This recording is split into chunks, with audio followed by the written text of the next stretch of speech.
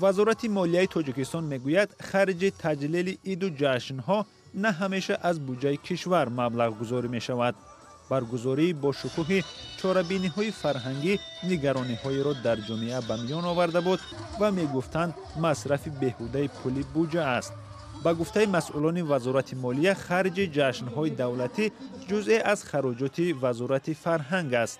موافق نقشه چاره‌بینی‌های دولتی که از روی چاره‌بینی‌هایی که با قرارهای حکومت جمهوری تاجیکستان مقرر کرده شده است آنها خرجنامه ترتیب می‌دهند و در وقت تهیه بودجه ما با نقشه خراجات وزارت فرهنگ داخل میکنیم. این در همون قسمتی چاره‌بینی‌های متمرکزی وزارت فرهنگ نشان داده می شود. مسئله به غیر از جشن‌های استقلالیت و نوروز باز عیدهای ساحوی مثل عید خربوزه و عید عسل هستند که در سراسر کشور تجلیل می شوند. مسئولان میگویند خرج همه عید و جشن‌ها در شهر و ناحیه‌ها و جشن‌های ساحوی در پایتخت از حساب دهقانان و صاحبکاران است. خب مبلغ‌های مخصوص است برای عملی نمودن چاره‌بینی‌های سطحی جمهوری. بعضی از آنها پرداخت میشن، لیکن چیزی که شما گفتید عید خربوزه و دیگر این ساحوی هستند و اون خب خوجگی‌های دهقانی و دیگر سوبیکت‌های خوجگیداری که میخوان محصول خود دسترنج خود رو نمایش دهند میبرند برای نمایش دادن. مسئله خراجات هنگفته برای تجلیل عیدهای موسمی و ساحوی میلیون‌ها سامانه صرف می شود.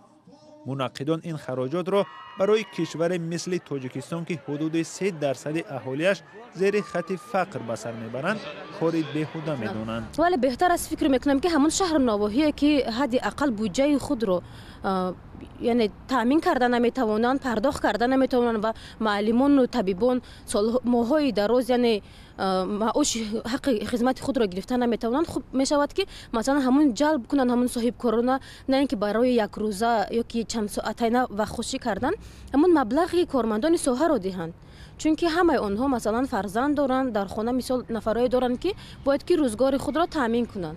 هنوز 10 سال پیش حکومت تاجیکستان برای بهتر کردن وضع زندگی مردم قانون تنظیم را قبول کرد، اما تنظیم نشدن صرف و خرج چاره‌بینی‌های فرهنگی این نظرها را به میان آورده بود که ضرورت قانون برای تنظیم مبلغ بودجه هم پیش آمده است. این چاره‌بینی‌ها از سوی بودجه دولت مبلغ گذاری نمی‌شوند و سند مخصوص برای خب تنظیم این در بودجه دولتی خیلی سند هم وجود ندارد.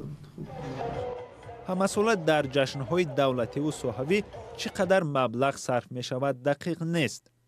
در بودجه سال 2016 برای چاره‌بینی‌های فرهنگی و عمومی و سالمگردانی بیشتر از 825 میلیون سامانه پیش بینی شده بود. این خراجات در طرح بودجه سالهای بعدی مشخص نیست. برخی اقتصاددان‌ها میگویند ضرورت کمتر کردن خرج جشن‌ها یا تنظیم چاره‌بینی‌ها پیش آمده است. شادمان یتیم، سرویناز روح الله، آزادی دوشنبه.